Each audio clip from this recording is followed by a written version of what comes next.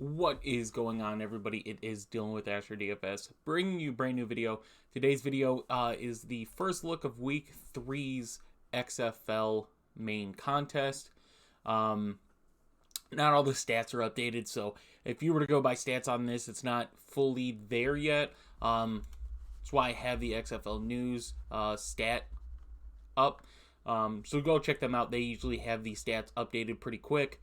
Have the link for that in the description. Like I said, they're pretty good. And then I started working on my own type of Excel spreadsheet. I'm not very good, but this was going off of some numbers, so it's easier for me to keep track instead of trying to find stats and information online.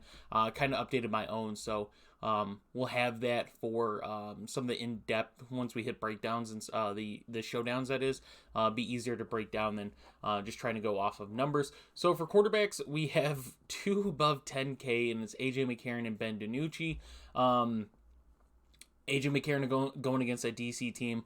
I like that DC defense. They're at home. Their run game's really good. They just don't have a pass game at all. And we don't know who the quarterback's going to be, if it's Jordan Ta'amu, who I would assume is going to start. But we'll see what comes out of it. But D'Eriq King is down there as well.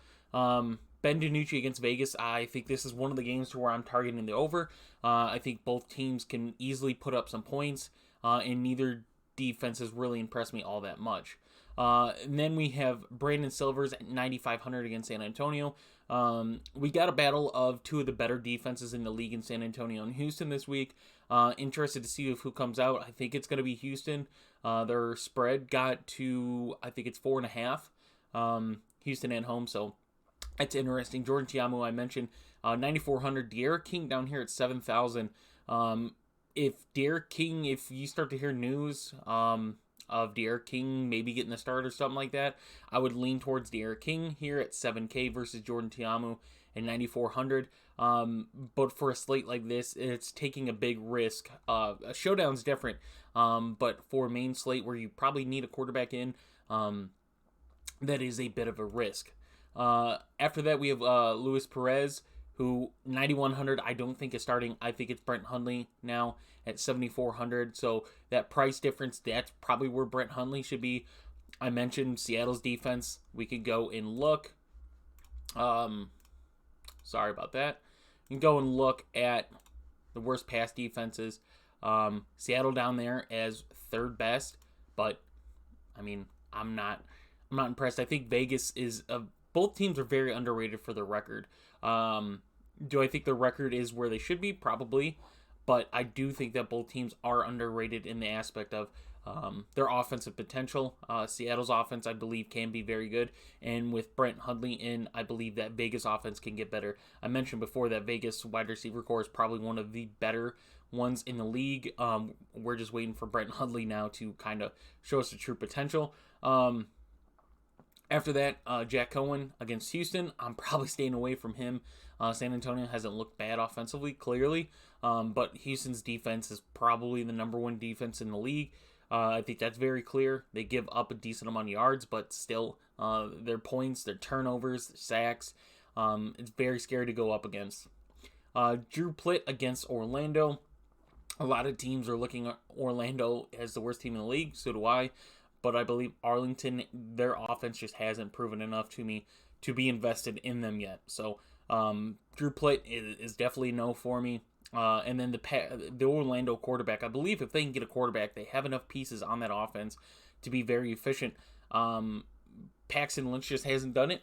Franco's got in the game, but even him didn't look all that great. So Orlando quarterbacks I'm fading.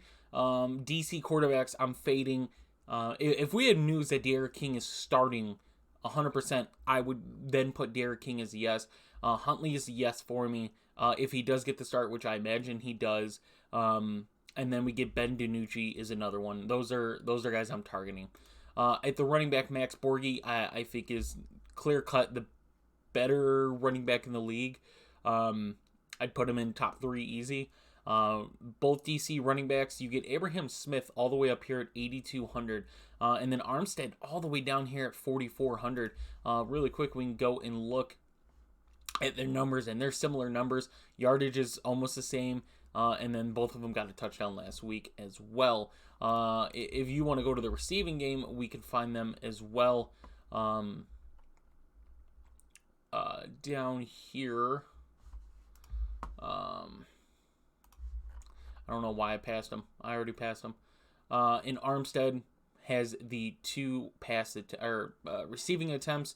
Nothing or 1 for Smith. So they're pretty similar as it goes, but that price point at $4,400 for Armstead versus paying all the way up at $8,200 for Smith is something to watch out for.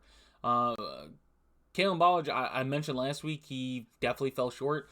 I think Orlando's rush defense was pretty good. They stopped the run quite a bit. Against Houston, I'm probably going to stay away. He does get a lot of volume, but I'm probably going to stay away from that in general. Brian Hill, if Brian Hill is in, he definitely becomes somewhat playable at $6,700. That's a big, huge discount in something I like there. I mentioned Devon Smith, someone that I like here, especially in a matchup like that, is definitely not bad at all. That's pretty much it for running backs. We're not seeing too many guys stand out so far. So maybe as the weeks come, we start to get a better picture, but as of right now, that's about it. So just going to break down the Seattle Vegas, because this is a team that I like. Core Pearson, definitely, I mean, we could look at the numbers, definitely emerging as one of the best receivers in the league.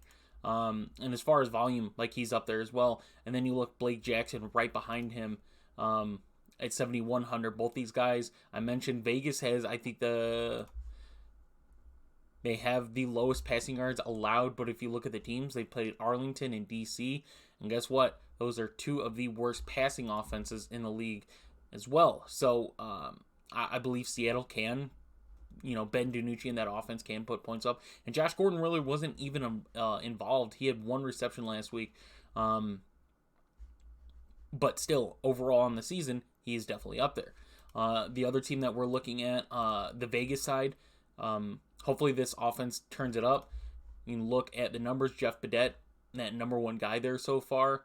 But Martavis Bryant, 10 targets and only 4 receptions. So I believe with Brett Huntley, that can change easy. And at $8,000, that's definitely a price that I would pay. We go and look at the Seattle side. Austin Prohl, you can look here. Right here, 10 targets for him, 10 targets for Butler. The yardage is pretty much the same. The receptions are pretty much the same, and Butler has 1 more touchdown. And then Aitman as well. I'm not as high on Aitman. It kind of looks like Butler and Prohl are the 2 guys that he goes to, and he includes Aitman every now and then. But for the price difference, I'd rather go Butler and Prohl down here at $6,100 and $5,500.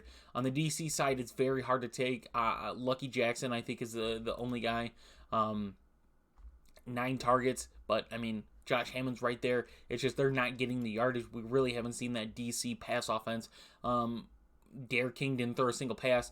And even in week 1, Jordan Ta'amu, Derek King, I mean, their pass offense isn't there. They're running the ball very good. So that's probably what they're going to rely on. It is going to be interesting when they have to face a defense. Maybe St. Louis is that first defense. I don't think so. But if they start facing like a San Antonio, Houston, and we see them kind of need to throw the ball, we see how that goes. For the Orlando side, Cody Latimer at $4,100, and then Andrew Jamil at $5,700. These are the 2 guys that I'm targeting. On the Orlando side, clearly the number 1 and 2 guy there. I mean, you look, Cody Latimer, 5th, right? 5th in targets, and his price is down to it's only at $4,100. You're getting a big discount here. Like I mentioned, I think Arlington they haven't impressed me offensively. Their defense has carried them. Their defense could still carry them in this matchup here. A lot of people were looking at them as one of the favorite teams going into the season. We've yet to see that offense show that they are competitive, like they're able to compete. All their points have either come off of defensive points or off of a turnover, which their offense still isn't creating. They're getting extra opportunities. And yes, the offense scored 2 touchdowns last week, but I don't think if those fumbles happen, especially on the punts, that those points come there. But on the Arlington side, the one guy that I'm going to stay with is Sal Cannella, 7,100. He's under that average price.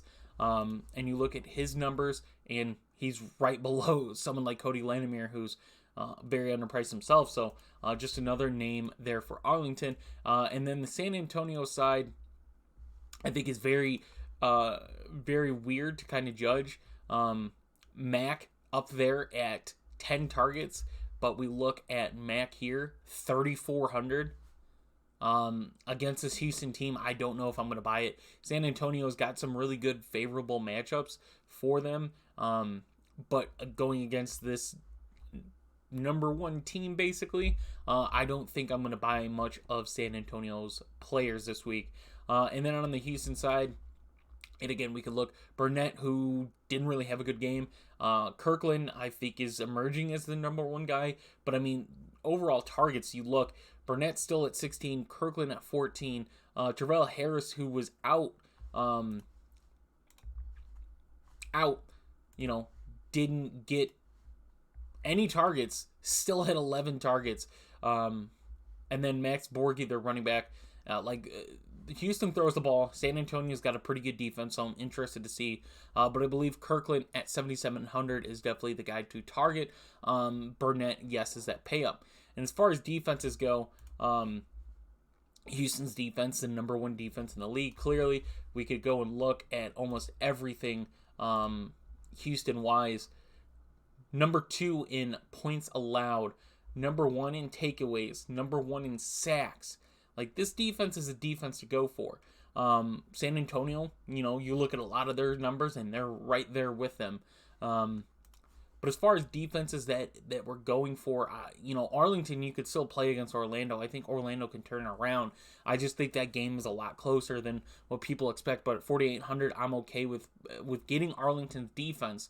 I mentioned their offense isn't good, but the defense has definitely stepped up and is getting them into games. Like, they're keeping them in the games, whether if they win or lose. The Defenders against St. Louis at home, I think is going to be a big test for both A.J. McCarron and the DC defense. At 4,400, I'm okay with playing against A.J. McCarron. A lot of his weapons really haven't stepped up, and we know how lackluster that offensive line is. So DC is another one that we're taking. Other than that, there's not a whole lot. I'm not going to touch the Guardians defense because the Guardians defense hasn't looked all that good. San Antonio, the Brahmas, 3,400 against Houston. I'm not going to go against the number one offense as far as points and stuff like that. The Vipers against Seattle, I believe it is playable. Seattle has some turnovers. I just believe their offense can put up some points. And Seattle going against Vegas, their defense just hasn't done enough to make you buy them. So I hope you guys did enjoy the video. I will still have the Saturday Showdown video on Saturday. And then I can maybe get a video out going over all 4 games, but I'm more than likely just have the 3 games on Sunday. I don't like taking a risk, especially with the way that the injury news goes for the XFL. We really don't see it until the game's already going. So I'm probably just going to have a Sunday video going over the 3 games. So I hope you guys did enjoy and look forward to those videos this weekend, and I'll see you there.